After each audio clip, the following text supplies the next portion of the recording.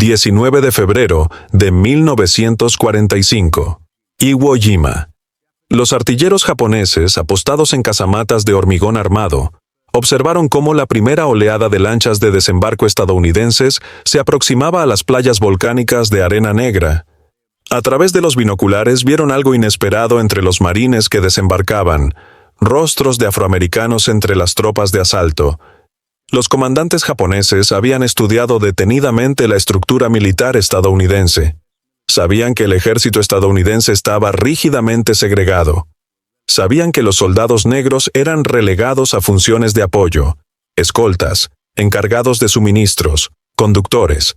Sabían, o creían saber, que a las tropas negras nunca se les permitiría combatir en primera línea, especialmente no en el cuerpo de Marines, que solo había comenzado a aceptar reclutas negros 2 años antes. Lo que los defensores japoneses ignoraban era que la segregación que habían observado había creado una situación desesperada.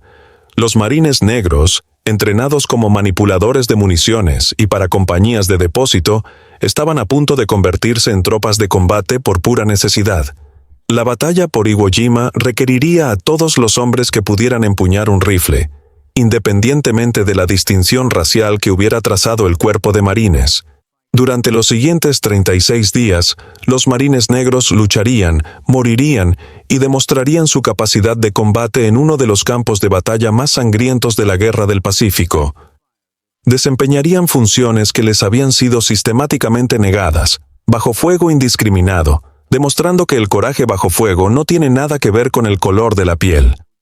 Esta es la historia de cómo los marines negros rompieron barreras en las playas de Iwo Jima, no por elección, sino por necesidad, y de cómo su servicio desafió las suposiciones de ambos bandos de la batalla. Suscríbete al canal y deja un comentario diciéndome desde dónde me estás viendo. Estas son las historias que revelan la verdad sobre quienes lucharon y murieron por Estados Unidos. El Cuerpo de Marines de los Estados Unidos mantuvo una estricta barrera racial durante más tiempo que cualquier otro servicio militar estadounidense. Desde su fundación en 1775 hasta junio de 1942, los marines solo aceptaban reclutas blancos. El lema no oficial entre los reclutadores de la infantería de marina era claro: el Cuerpo de Marines busca a unos cuantos hombres buenos, y por hombres nos referíamos a hombres blancos. No se trataba de una política no oficial oculta en la práctica. Fue oficial, documentada y defendida por el mando de la Infantería de Marina. Cuando, durante la Segunda Guerra Mundial, aumentó la presión para integrar las Fuerzas Armadas, los mandos del Cuerpo de Marines argumentaron que la integración racial socavaría la cohesión de la unidad, que los marines blancos no lucharían junto a los hombres negros y que la reputación de élite del cuerpo dependía de la exclusividad. La Orden Ejecutiva 8802 del presidente Franklin D. Roosevelt de 1941, que prohibía la discriminación racial en las industrias de defensa y en el servicio militar, creó una presión que el Cuerpo de Marines ya no pudo resistir. En junio de 1942, los marines comenzaron a aceptar, a regañadientes, reclutas negros por primera vez en los 167 años de historia del cuerpo. Pero la aceptación no significaba igualdad. El Cuerpo de Marines creó un centro de entrenamiento independiente en Montford Point, Carolina del Norte, aislado geográficamente de la principal base de entrenamiento de los Marines en Camp Lejeune. Los reclutas negros se entrenaban en unidades segregadas, vivían en barracones segregados y se les decía explícitamente que solo servirían en funciones de apoyo, nunca en puestos de infantería de combate.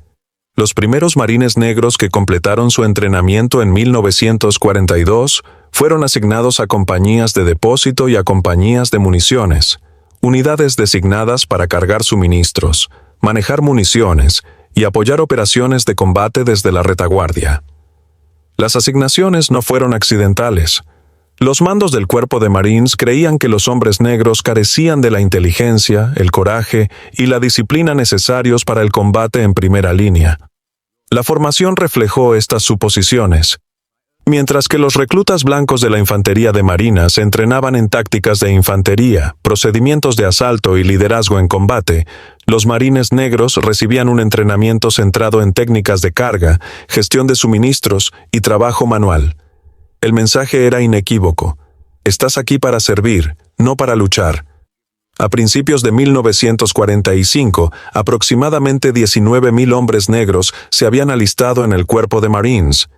Sirvieron en el 51º, el 52º y otros batallones de defensa, en compañías de depósito y en unidades de manejo de municiones. Ninguno había sido asignado a un regimiento de infantería de combate. Ninguno había tenido la oportunidad de demostrar su valía en combate junto a los marines blancos. Esta segregación iba más allá de la formación y la asignación. Los marines negros sufrieron discriminación en los ascensos debido a la grave escasez de suboficiales negros, ya que los comandantes blancos se negaban a ascenderlos. Se les negó el acceso a las mismas instalaciones recreativas que a los marines blancos. Sufrieron insultos racistas por parte de sus compañeros de servicio y a menudo fueron tratados peor que los prisioneros de guerra alemanes o italianos recluidos en las mismas bases. Sin embargo, estos hombres se ofrecieron como voluntarios. Soportaron la discriminación porque creían que el servicio militar haría avanzar la causa de los derechos civiles, que demostrar su valía en uniforme desafiaría el racismo que les negaba la igualdad en sus hogares. También creían, a pesar de la política oficial, que eventualmente tendrían su oportunidad de luchar. Los registros históricos documentan la frustración entre los marines negros a quienes se les negaban roles de combate. En las cartas enviadas a casa, expresaban su determinación de demostrar su valía si se les brindaba la oportunidad. Los registros de entrenamiento muestran a marines negros practicando tácticas de infantería en su tiempo libre, preparándose para roles de combate que oficialmente tenían prohibido desempeñar. Un general estadounidense que observó a las unidades de marines negros preparándose para el despliegue en el Pacífico escribió en su evaluación: estos hombres demuestran una disciplina y motivación excepcionales. Su exclusión de los roles de combate parece basarse en prejuicios más que en su capacidad. Si las circunstancias requirieran su empleo en primera línea, confío en que se desempeñarían admirablemente. La evaluación fue archivada e ignorada. La política del cuerpo de marines permaneció inalterada. Los marines negros servirían únicamente en funciones de apoyo hasta que la brutal estrategia de Iwo Jima hiciera insostenible dicha política. Iwo Jima representaba uno de los objetivos más desafiantes que las fuerzas estadounidenses enfrentarían en la Guerra del Pacífico. La isla medía apenas 20 kilómetros cuadrados, aproximadamente el tamaño de Manhattan desde Wall Street hasta Central Park. Pero los comandantes japoneses habían pasado meses transformándola en una fortaleza. El teniente general Tadamichi Kuribayashi comandaba la defensa japonesa y había estudiado con detenimiento las tácticas anfibias estadounidenses. Sabía que Estados Unidos solía ganar los asaltos a las playas gracias a una potencia de fuego abrumadora y a un rápido avance tierra adentro. Kuribayashi diseñó su defensa para neutralizar ambas ventajas. En lugar de defenderse en la línea de costa, donde el fuego naval podía destruirlos, las tropas japonesas se atrincheraron en el interior de la isla. Construyó 17,7 kilómetros de túneles subterráneos que conectaban más de 1,500 posiciones fortificadas. Los búnkeres de hormigón, con muros de hasta 1 metro de espesor, albergaban ametralladoras y artillería. Los complejos de cuevas excavadas en la roca volcánica del monte Suribachi creaban posiciones de tiro prácticamente indestructibles. Kuribayashi tenía 21,000 soldados bajo su mando, infantería de marina, infantería naval y unidades del ejército. Les dio órdenes explícitas: cada hombre resistirá hasta el final, haciendo de su posición su tumba. Defenderemos esta isla con nuestras vidas e infligiremos el máximo número de bajas a los estadounidenses antes de su inevitable victoria. La inteligencia estadounidense subestimó el desafío. Las evaluaciones previas a la invasión predijeron que la isla se aseguraría en 5 días. El bombardeo naval debilitaría las defensas. Los marines desembarcarían, avanzarían tierra adentro y abrumarían rápidamente a la guarnición japonesa, superada en número. Estas predicciones ignoraron la realidad de las defensas de Kuribayashi y la determinación de las tropas japonesas de luchar hasta la muerte. También ignoraron la realidad matemática de las bajas. Los planificadores estadounidenses estimaron un 50% de bajas en el asalto, lo que significaba que la mitad de los marines que desembarcaran en Iwo Jima morirían o resultarían heridos. Esto creó un problema logístico que, con el tiempo, involucraría a los marines negros de maneras que los planificadores militares no habían previsto. Iwo Jima requería un reabastecimiento constante de munición, alimentos, agua, suministros médicos y equipo. Las playas de arena volcánica dificultaban el movimiento de vehículos. Los suministros debían descargarse manualmente de las lanchas de desembarco, transportarse a través de las playas y llegar a las unidades de primera línea, todo bajo el fuego de la artillería japonesa. El octavo depósito de campaña de Marines, las compañías de depósito de Marines 33ª, 34ª y 36ª, y la octava compañía de municiones, todas unidades de Marines negros, fueron asignadas a operaciones de apoyo. Su misión: mantener el flujo de suministros a las tropas de combate, independientemente del fuego enemigo, las condiciones de la playa o las bajas. Lo que los planificadores no tuvieron en cuenta fue que las operaciones de apoyo en Iwo Jima implicarían operar en una zona de combate donde no existía distinción entre primera línea y retaguardia. Toda la isla era un campo de batalla. Cada posición estaba dentro del alcance de la artillería japonesa. El personal de suministro se enfrentaría a los mismos peligros que las tropas de infantería de marina. La infantería tendría que defenderse en caso de ataque. Mientras tanto, la inteligencia japonesa observó los preparativos estadounidenses y notó la presencia de tropas negras en las unidades de apoyo. Los comandantes japoneses conocían la segregación racial estadounidense gracias a la propaganda y los informes de inteligencia. Asumieron, basándose en la estructura militar estadounidense, que las tropas negras permanecerían en la retaguardia y no representarían una amenaza en combate. Un informe de inteligencia japonés, capturado después de la batalla, indicaba: unidades de soldados negros estadounidenses asignadas a tareas de trabajo y abastecimiento. Estas formaciones no están entrenadas para operaciones de combate. Concentrar el fuego defensivo en las unidades de infantería blanca que representan la principal amenaza. Esta suposición resultaría tan errónea como la creencia estadounidense de que 5 días bastarían para capturar Iwo Jima. A las 9 horas del 19 de febrero de 1945, la primera oleada de marines desembarcó en las playas. La arena volcánica negra hacía que el terreno fuera traicionero. Las lanchas de desembarco luchaban por llegar a la orilla mientras las olas las empujaban lateralmente. Los marines saltaron al agua, vadearon el oleaje y se encontraron con un terreno totalmente distinto a todo para lo que se habían entrenado. La arena volcánica no era como la arena normal de playa. Las botas se hundían unos 15 centímetros con cada paso. Los vehículos con ruedas se atascaban de inmediato. Incluso los vehículos de orugas tenían dificultades. Las empinadas terrazas que se elevaban desde la línea de la marea creaban barreras naturales que canalizaban a los marines hacia zonas de muerte predeterminadas. Durante la primera hora, los defensores japoneses no abrieron fuego. Los comandantes estadounidenses, acostumbrados a la resistencia inmediata en las playas del Pacífico, encontraron el silencio inquietante.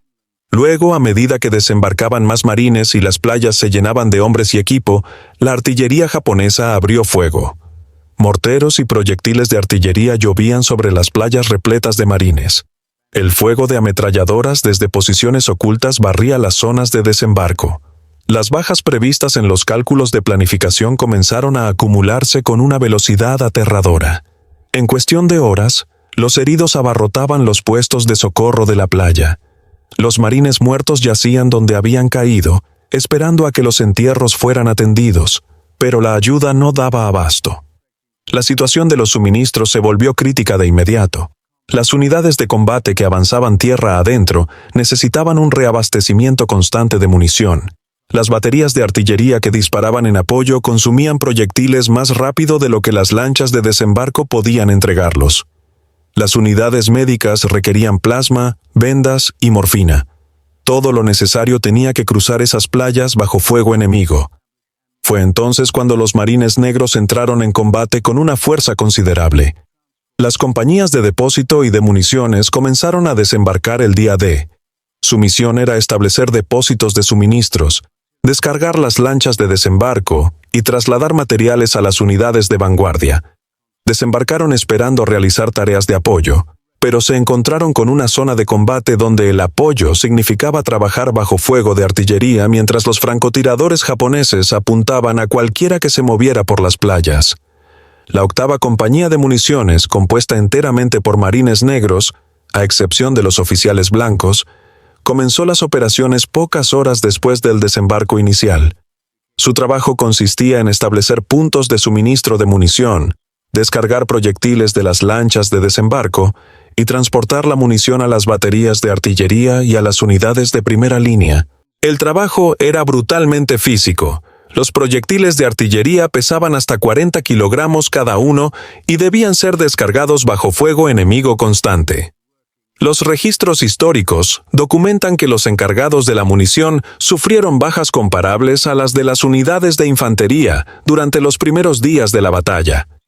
La artillería japonesa atacó deliberadamente las zonas de suministro en la playa, sabiendo que destruir la munición estadounidense paralizaría el asalto. Los marines negros que descargaban suministros resultaron heridos o muertos simplemente por estar en las playas donde caían los proyectiles indiscriminadamente.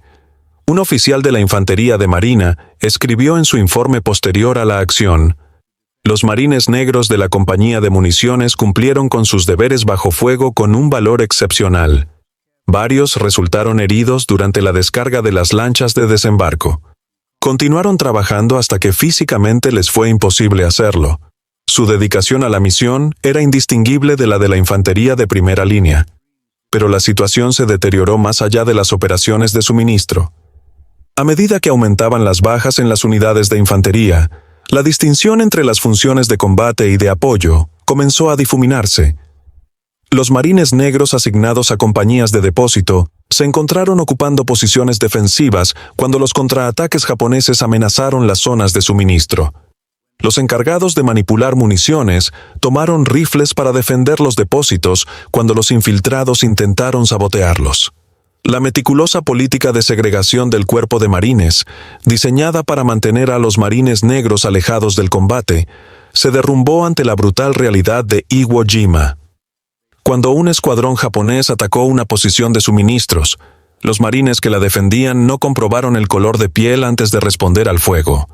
Cuando había que defender una posición y cada rifle contaba, los comandantes dejaban de preocuparse por las políticas de integración racial.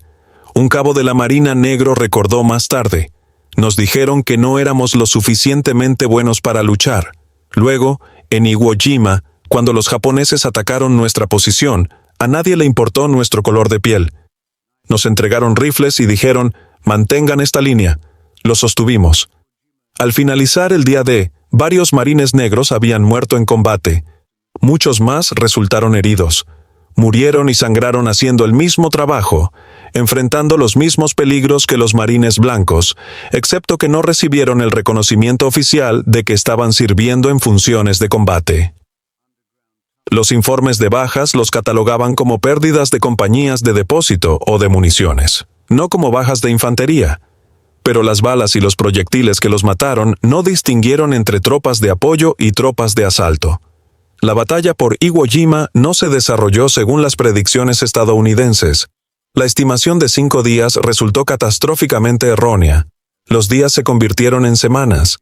Las víctimas superaron las proyecciones iniciales. La geografía de la isla, la roca volcánica que absorbía la metralla, los túneles subterráneos que protegían a los defensores, el terreno que anulaba las ventajas de los blindados estadounidenses, hacía que cada yarda ganada fuera costosa. Las unidades de la Infantería de Marina Negra continuaron sus operaciones de suministro en condiciones que se deterioraban día a día. Las playas, un terreno ya de por sí difícil, se convirtieron en trampas mortales cuando la artillería japonesa centró su atención en las zonas de desembarco. El abastecimiento de las unidades de primera línea requería desplazarse por zonas bajo vigilancia y fuego constantes. La 36ª Compañía de Depósitos de Marines, asignada a operar depósitos de suministros tierra adentro, sufrió bajas que la obligaron a entrar en combate defensivo repetidamente.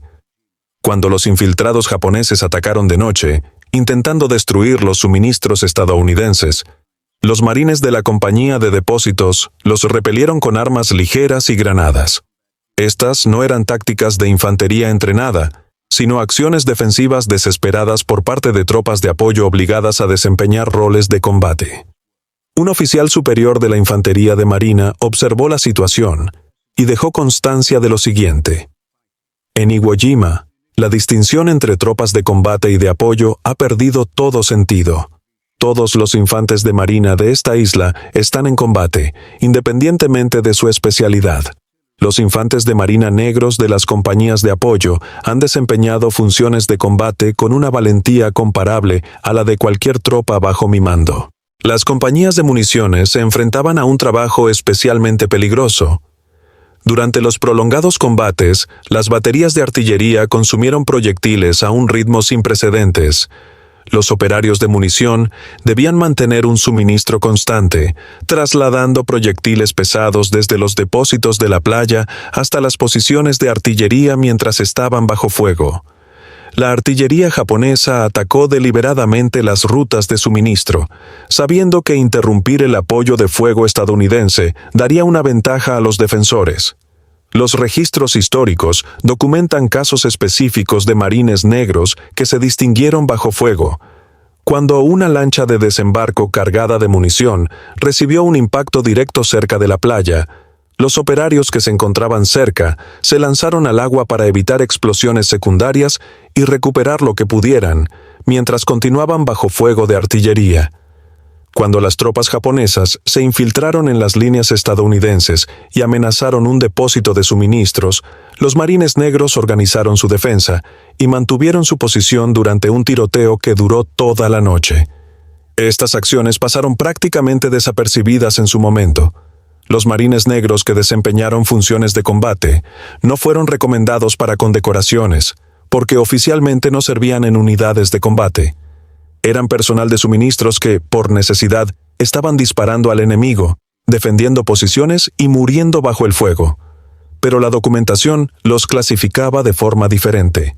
Mientras tanto, los japoneses descubrieron que sus evaluaciones de inteligencia sobre las tropas negras estadounidenses eran erróneas. Los documentos japoneses capturados en Iwo Jima indican sorpresa ante la presencia de estadounidenses negros en zonas de combate y su eficacia en la lucha. Un diario capturado de un soldado japonés decía: se observaron tropas negras combatiendo cerca de las zonas de suministro. Información previa indicaba que estas tropas no eran combatientes. Luchan con la misma agresividad que los estadounidenses blancos. Para la tercera semana de la batalla, varios marines negros habían muerto en combate y decenas más resultaron heridos. La tasa de bajas entre las compañías de municiones y depósitos se acercaba a la de algunas unidades de infantería, lo que reflejaba la realidad de que, en Iwo Jima, todos estaban en combate, independientemente de su designación oficial.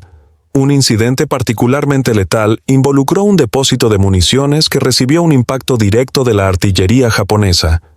La explosión resultante mató o hirió a más de una docena de marines, la mayoría encargados de municiones que habían estado trabajando para reabastecer la artillería de primera línea.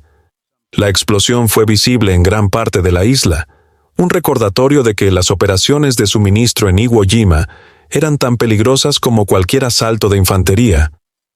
Las exigencias físicas, combinadas con el peligro constante, crearon condiciones que quebraron a algunos hombres y revelaron la extraordinaria resistencia de otros. Los marines negros continuaron trabajando turnos de 12 horas, a veces más, moviendo suministros bajo fuego, defendiendo posiciones cuando eran atacados y manteniendo la logística que permitió la batalla. Un oficial de la Marina Blanco al mando de una compañía de depósito testificó más tarde: acepté esta misión creyendo que los marines negros solo eran aptos para el trabajo manual. Después de Iwo Jima, sé que estaba completamente equivocado. Los hombres bajo mi mando rindieron tan bien como cualquier otro marín con el que haya servido. Varios merecen condecoraciones de combate que jamás recibirán debido a la forma en que el cuerpo de Marines clasifica a sus unidades. La batalla de Iwo Jima finalizó oficialmente el 26 de marzo de 1945, 36 días después del desembarco inicial. Las bajas estadounidenses ascendieron a 26,000, incluyendo casi 7,000 muertos. Casi todos los marines que desembarcaron en Iwo Jima resultaron muertos o heridos, convirtiéndola proporcionalmente en la batalla más costosa de la historia del Cuerpo de Marines. Entre esas bajas se encontraban marines negros cuyo servicio desafió las políticas de segregación que habían intentado mantenerlos fuera del combate. Las cifras exactas de bajas de marines negros en Iwo Jima permanecen incompletas en los registros históricos, en parte porque figuraban en compañías de depósito y municiones en lugar de unidades de combate. Sin embargo, la documentación disponible indica que al menos varias docenas resultaron muertas o heridas. Más importante aún, su servicio bajo fuego demostró que la política de segregación racial del Cuerpo de Marines se basaba en prejuicios y no en necesidades militares. Los marines negros cumplieron con sus deberes de combate cuando fue necesario. Defendieron posiciones, repelieron ataques y continuaron trabajando bajo fuego, que habría justificado que cualquier soldado buscara refugio. Cumplieron con todo lo que se les pidió, excepto recibir reconocimiento por ello. La historia oficial del Cuerpo de Marines sobre Iwo Jima, publicada poco después de la guerra, apenas menciona la presencia de marines negros en la isla. Las narraciones de combate se centraron en las acciones de los regimientos de infantería. Las operaciones de suministro recibieron una cobertura mínima. La contribución de las compañías de depósitos y municiones, el trabajo logístico esencial pero poco glamoroso que hizo posible la batalla, se omitió en gran medida. Esta omisión no fue accidental. El Cuerpo de Marines, aún profundamente segregado en 1945, no estaba ansioso por publicitar que los marines negros habían servido eficazmente en roles de combate. Hacerlo habría socavado la justificación para la continua segregación. Si los marines negros podían luchar eficazmente en Iwo Jima, ¿por qué no se les permitía estar en unidades de infantería? La pregunta era demasiado peligrosa para responder, por lo que su servicio simplemente no se discutió. Hubo algunos reconocimientos individuales. Algunos marines negros recibieron cartas de felicitación de sus oficiales al mando. Otros fueron ascendidos por su servicio. Pero las condecoraciones de combate que se otorgaban típicamente por las acciones que habían realizado, estrellas de bronce, cruces de la Armada, incluso medallas de honor, no se concedieron. La postura oficial seguía siendo que habían desempeñado funciones de apoyo, independientemente de lo que realmente hubieran hecho. La perspectiva japonesa, revelada a través de los interrogatorios posteriores a la guerra, indicó sorpresa ante la eficacia en combate de los marines negros. Los soldados japoneses capturados en Iwo Jima informaron que las tropas negras estadounidenses lucharon con la misma intensidad que los marines blancos, contradiciendo la propaganda que habían recibido sobre la supuesta inferioridad racial. Algunos expresaron confusión ante el hecho de que Estados Unidos desplegara unidades segregadas, ya que les resultaba difícil comprender esas políticas desde su propia perspectiva. Un oficial estadounidense, reflexionando sobre la batalla años después, declaró: Iwo Jima demostró que el valor no tiene color. Los marines negros cumplieron con todos los deberes que se les encomendaron en condiciones que doblegaron a hombres más fuertes. La negativa del Cuerpo de Marines a reconocer su servicio en combate fue una vergüenza que tardó décadas en corregirse parcialmente. Esa corrección llegó lentamente. El Cuerpo de Marines comenzó la desegregación en 1948, tras la Orden Ejecutiva 9981 del presidente Truman. Aunque la integración total tardó años en implementarse, los Marines de Montford Point, la primera generación de Marines negros que se entrenaron en instalaciones segregadas y sirvieron en unidades separadas, recibieron un reconocimiento formal en 2012, cuando se les otorgó colectivamente la Medalla de Oro del Congreso, el máximo honor civil del Congreso. Pero para 2012, la mayoría de los marines de Montford Point habían fallecido. El reconocimiento llegó demasiado tarde para los hombres que habían asaltado las playas de Iwo Jima, que habían trabajado bajo fuego, que habían luchado cuando fue necesario, a pesar de que se les había dicho que no eran lo suficientemente buenos para el combate. Habían esperado casi 70 años para que se reconociera la importancia de su servicio. La historia de los marines negros en Iwo Jima revela verdades incómodas sobre la historia militar estadounidense. Que el racismo influyó en la política militar, incluso durante guerras existenciales. y que los afroamericanos se ofrecieron como voluntarios para servir a un país que les negaba la igualdad de derechos. La necesidad militar acabó por imponer cambios que la justicia por sí sola no había logrado. Ese reconocimiento, cuando finalmente llegó generaciones demasiado tarde. Las tropas japonesas que esperaban que solo marines blancos asaltaran Iwo Jima se llevaron una sorpresa. Los líderes del cuerpo de marines que creían que los hombres negros no podían luchar, aprendieron lo contrario.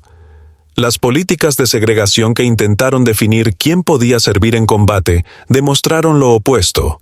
Pero la lección tuvo un costo tremendo, pagado principalmente por los marines negros que demostraron su valía mientras se les negaba el reconocimiento por ello.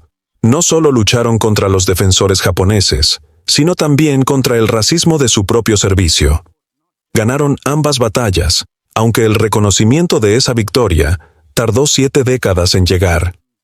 Su servicio en las playas volcánicas de Iwo Jima, bajo un fuego que no distinguía por raza y desempeñando tareas para las que se les había dicho que no estaban calificados, constituye un testimonio de valentía que trasciende los prejuicios que intentaron negarla.